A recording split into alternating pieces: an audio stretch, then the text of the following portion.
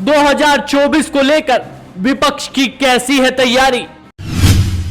क्या मायावती और ओवैसी को महागठबंधन में जगह नहीं? मोदी को रोकने के लिए क्या है विपक्ष की तैयारी? जी हां, लोकसभा चुनाव 2024 को लेकर 1.5 साल पहले से ही सियासी बिसात बिछाई जाने लगी है। बीजेपी जीत की हैट्रिक लगाने के लिए बेताब है, तो विपक्षी खेमा नरेंद्र मोदी को फिर से सत्ता में आने से रोकने के लिए मशक्कत कर रहा है। ममता बनर्जी से लेकर केसीआर और नीतीश कुमार तक बीजेपी के खिलाफ माहौल बनाने के लिए विपक्षी दलों को एकजुट करने की कवायद कर रहे हैं, जिसके लिए गैर बीजेपी पार्टियों के नेताओं से मुलाकात की जा रही है। विपक्ष की इस सारी कवायद में न तो बसपा प्रमुख मायावती नजर आ रही हैं और न ही AIMIM चीफ असदुद्दीन ओवैसी को जगह मिल रही है। हालांकि असदुद्दीन ओवैसी और मायावती दोनों ही ऐसे नेता हैं जो कांग्रेस और बीजेपी दोनों से बराबर की दूरी बनाए चल रहे हैं। इसके बावजूद विपक्षी खेमे में एकजुटता की मुहिम में जुटे नेता न तो मायावती और न ही ओवैसी से मेल मिलाप कर रहे हैं।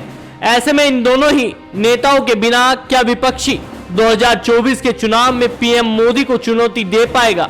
इसके अलावा यह भी सवाल है कि विपक्षी गठबंधन से दोनों ही नेता क्या बाहर खड़े नजर आएंगे? नीतीश के एजेंडे में क्या मायावती ओवैसी नहीं? बता दें, NDA से नाता तोड़ने के बाद विपक्षी एकता की कोशिश में जुटे बिहार के मुख्यमंत्री नीतीश कुमार ने 3 दिन के अपने दिल्ली प्रवास के दौरान बीजेपी विरोधी 10 नेताओं से मुलाकात की है। नीतीश राहुल गांधी से लेकर अखिलेश यादव, शरद पवार, अरविंद केजरीवाल, सीताराम येचुरी, डी राजा, शरद यादव, कुमार स्वामी और OP चौटाला से मिले हैं। इसके अलावा नीतीश ने पटना के केसीआर से मुलाकात की है, तो वहीं ममता बनर्जी, हेमंत सोरेन और जयंत चौधरी से फोन पर बात हो चुकी है, लेकिन न तो मायावती से अभी तक उनकी बात हुई है और न ही बसपा के किसी बड़े नेता से मुलाकात की है। ऐसे में असदुद्दीन ओवैसी से भी उन्होंने दूरियां बनाए रखी हैं। मायावती क्यों विपक्षी खेमे के साथ नहीं खड़ी? 2024 के चुनाव को लेकर विपक्षी खेमे से जो कवायद हो रही है उसमें मायावती खुद को बाहर रखे हुए हैं। मायावती ने 2024 के चुनाव को लेकर अभी तक किसी तरह के संकेत नहीं दिए हैं और न ही किसी विपक्षी कवायद में खड़ी दिखी है। बसपा के नेता भी कुछ खास बोलने के लिए तैयार नहीं है। ऐसे में विपक्ष को जोड़ने के लिए जो भी कवायद हो रही है उसमें बसपा से ज्यादा सपा को तवज्जो दी जा रही है। नीतीश कुमार ने अखिलेश यादव से मुलाकात के बाद उन्हें यूपी में महागठबंधन को लीड करने की जिम्मेदारी सौंपी है, जिसके चलते ये साफ हो जाता है कि मायावती के लिए कोई भी राजनीतिक विकल्प अब नहीं बचा हुआ है। मायावती की सियासी ताकत। बसपा प्रमुख मायावती देश के दलितों की सबसे बड़ी नेता मानी जाती हैं, लेकिन लगातार उनका सियासी आधार सिमटता जा रहा है। मायावती ने 2019 के लोकसभा चुनाव समाजवादी पार्टी के साथ मिलकर लड़ा है और उनके 10 सांसद जीतने में कामयाब रहे। बसपा ने देश भर में 351 कैंडिडेट उतारे थे, लेकिन जीत उसे यूपी में ही मिली। हालांकि एक समय बसपा यूपी से बाहर हरियाणा, पंजाब और MP में भी जीत दर्ज करती रही है। बसपा के दलित वोट बैंक का बड़ा हिस्सा छिटक कर कुछ बीजेपी के साथ तो कुछ दूसरी पार्टियों के साथ चला गया है। ममता ने भी बनाई रखी ओवैसी से दूरी।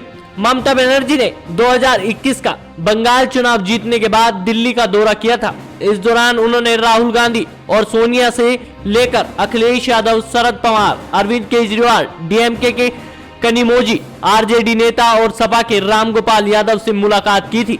इसके बाद ममता लखनऊ जाकर अखिलेश यादव से भी मिली थी। राष्ट्रपति चुनाव के दौरान ममता बनर्जी ने 22 विपक्षी दलों को पत्र लिखकर साथ आने का न्योता भी दिया था। शिवसेना से लेकर लेफ्ट पार्टियां, BJP, कांग्रेस, सपा और RJD नेता शामिल हुए थे, लेकिन बैठक में आम आदमी पार्टी, BJD, बसपा जैसे दलों ने पूरी तरीके से दूरी बनाए रखी थी। मायावती ओवैसी के बिना विपक्षी एकता कैसे? सवाल यह है कि 2024 के लोकसभा चुनाव में मायावती और ओवैसी के बिना विपक्षी एकजुटता कैसे होगी? देश में दलित आबादी 20% के करीब है, तो मुस्लिम 14%। ऐसे में मायावती और ओवैसी के बिना विपक्ष मोदी के खिलाफ मजबूत गठबंधन कैसे खड़ा कर पाएंगे? ये बड़ा सवाल है। यूपी में मायावती के पास अब भी 13% के करीब वोट है दूसरे राज्यों में भी दलित समुदाय के बीच उनका सियासी आधार है। बसपा के पास अभी तक 10 लोकसभा सांसद हैं। वहीं असदुद्दीन ओवैसी की पार्टी के 2 सांसद हैं। तेलंगाना से लेकर महाराष्ट्र और बिहार तक उनकी पार्टी के विधायक हैं। देश के दूसरे राज्यों में भी ओवैसी मुस्लिम समुदाय के बीच अपनी जगह बनाने की कवायद कर रहे हैं। वे इसके लिए मुस्लिम को एकजुट कर रहे हैं।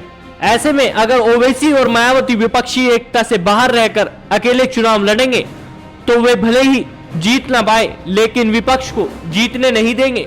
इससे बीजेपी को यूपी में बड़ा फायदा मिल सकता है। देश के दूसरे राज्यों में भी विपक्ष का खेल खराब हो सकता है। अब देखना होगा क्या विपक्ष मायावती और ओवैसी से दूरी बनाकर रखेगा या फिर उनको साथ लेकर चलेगा। आपकी क्या राय है? अपनी राय जरूर दीजिए। इस खबर को लाइक कीजिए, शेयर कीजिए, साथ ही हमारे चैनल हेडलाइंस यूपी को अभी सब्सक्राइब कर लीजिए।